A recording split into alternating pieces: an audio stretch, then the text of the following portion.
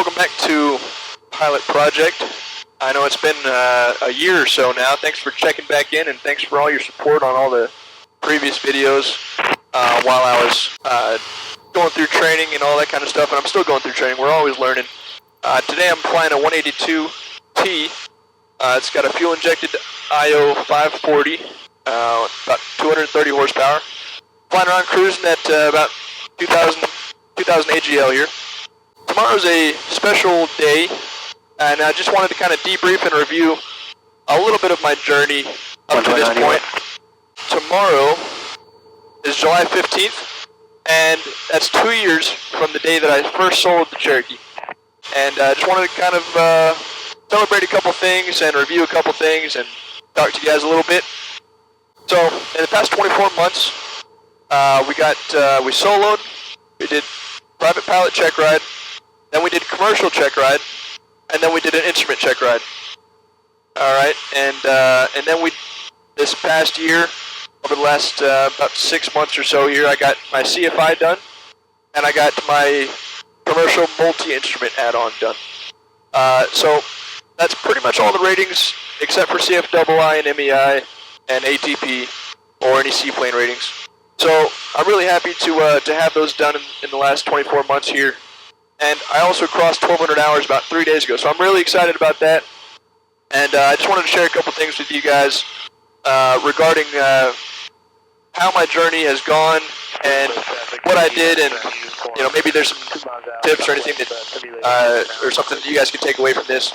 And I also just wanted to say that everybody's timeline and everybody's journey is different. So there's some people that I'm behind on the timeline of things. I'm 25 years old. There's some people that are in my same place that are 2 years younger than me or 3 years younger than me. And there's some people that are in the same place that are 5 years older than me. So just keep your head down, keep chasing your dreams, and just know that everybody's timeline is different and everything happens for a reason. So, but I just wanted to share a couple things. And I was raised and trained and conditioned on AQP, which is Advanced Qualifications Program.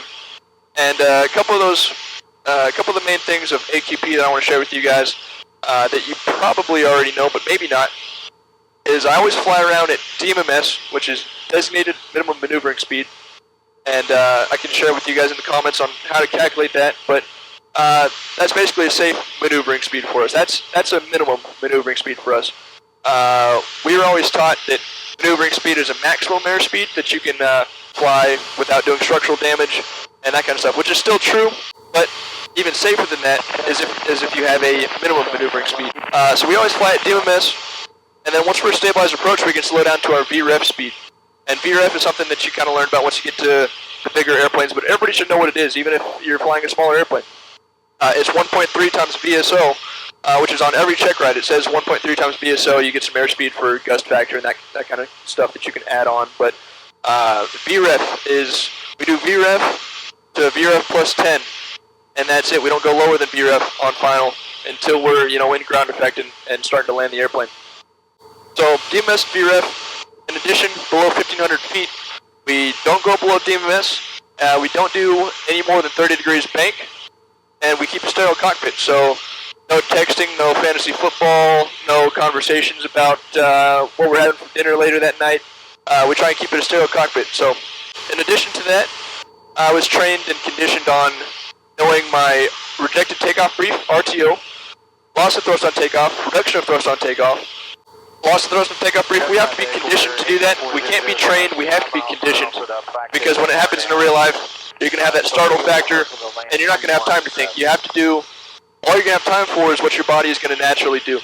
So, engine failure, loss of thrust on takeoff, there it is, push, fly the airplane straight ahead. A little bit to the right, a little bit to the left, but we're going to fly the airplane straight ahead. I'm not doing any impossible turns at 500 feet AGL, I would rather not gamble my life on that. I'm going to plan to go straight ahead, find a field. If there's one to my 2 o'clock or one to my 10 o'clock, I can bank a little bit and go a little bit to the left, but I'm not going to do any 180-degree turns trying to get back to the field. There it is, push, get your airspeed, get your best glide, fly the airplane straight ahead. Reduction of thrust on takeoff brief is the same thing. So those are a couple things that we live by as firm believers in AQP over here.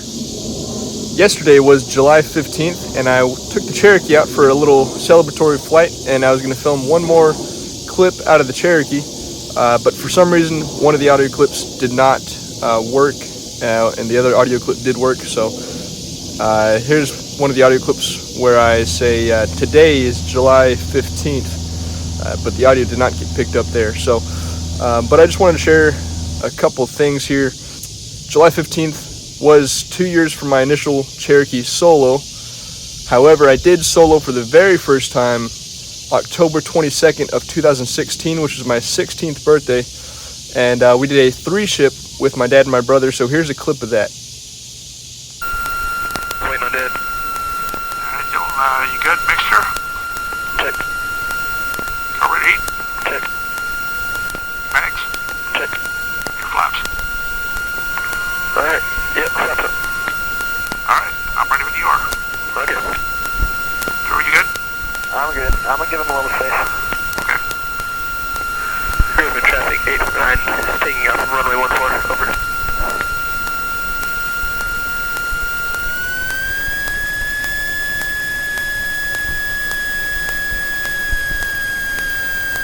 I'm gonna roll out with him, not go though.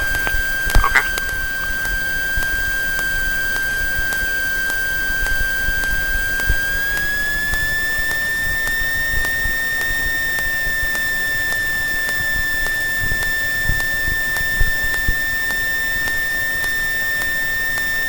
Alright, I'm gonna start on the right. Okay. Dylan is in the air.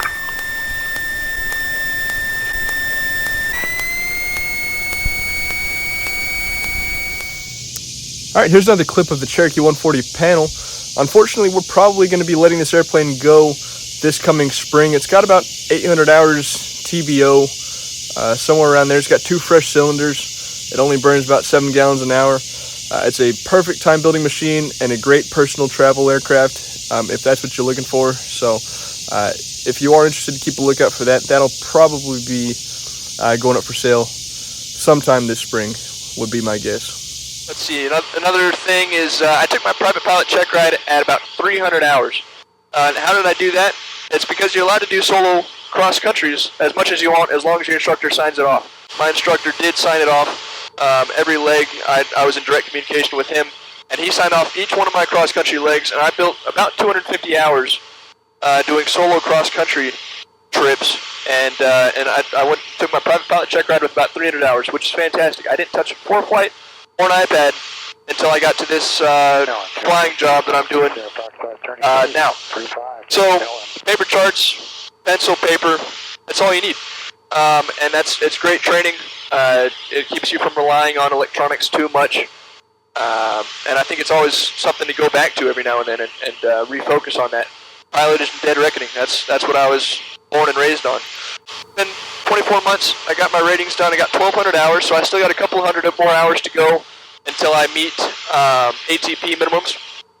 And so yeah, things are looking good, and we're going to keep building hours. Sorry to interrupt myself. I also wanted to add that I've been lucky enough and privileged enough to be able to get my SIC Type Rating in the Cessna Citation CE 550, and I got about 25 hours of jet time now. So add that to the bucket of experience in 24 months, and I am really hoping in the next 6 months here or so to land some sort of a 121 regional once I get 1500, or 135 charter company, or riding along in somebody's King Air or something like that, just going somewhere where I could be of some sort of help and be able to add to my experience. So if you know anybody or know any opportunities, please do let me know, and I appreciate it.